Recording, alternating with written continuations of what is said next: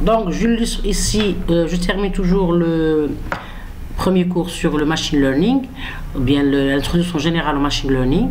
Donc ça, c'est une illustration graphique pour montrer la différence entre la programmation classique et la programmation en machine learning, ou bien le machine learning tout court.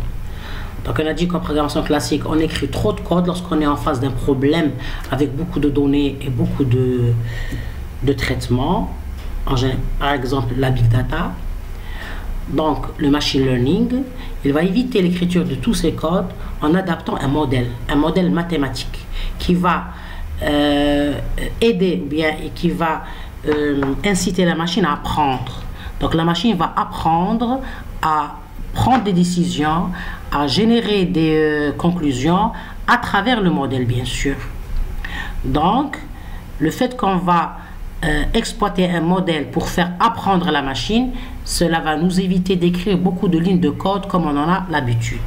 Donc la programmation en machine learning, elle utilise un modèle mathématique qui va aider la machine à apprendre. Donc cette illustration graphique, ici j'ai utilisé cette image pour montrer qu'en programmation classique, c'est l'être humain ou bien utilisateur qui est l'acteur qui code, c'est-à-dire qui écrit des lignes de code en utilisant la machine. Et avec les exécutions de son code, il a ses résultats. En machine learning, c'est le contraire. On a ici la machine, j'ai fait ressortir une main à travers l'écran pour vous dire que c'est la machine qui prend c'est-à-dire comment dirais-je, le contrôle des choses en apprenant, c'est-à-dire en raisonnant artificiellement.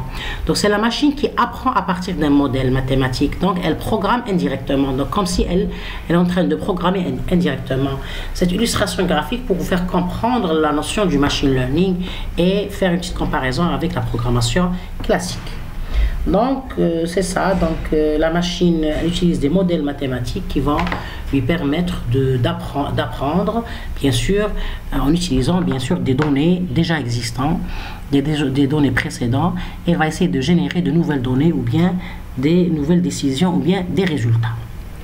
Donc en général, la théorie de l'apprentissage qui est utilisée en machine learning utilise des outils mathématiques dérivés de la théorie des probabilités et de la théorie de l'information. Donc vous voyez que pour arriver à cette nouvelle notion qui est le machine learning, c'est grâce aux théories mathématiques qui sont basées sur les probabilités, les statistiques et bien sûr la théorie de l'information qui est un domaine c'est-à-dire utilisé en informatique. Donc cela nous permet d'évaluer l'optimalité de certaines méthodes par rapport aux autres, bien sûr grâce aux méthodes et aux modèles mathématiques. Donc par la suite, on va essayer, une fois qu'on a, c'est-à-dire exposé la définition du machine learning, les domaines d'application de ce concept ou bien de cette technologie, et puis on a défini la notion du machine learning, on va par la suite voir comment créer ou bien concevoir les modèles d'apprentissage qui sont à la base du machine learning. Bien sûr, ce sont des modèles mathématiques qui vont être créés en utilisant bien sûr des données et des modèles mathématiques. Donc à la prochaine vidéo, je vous remercie.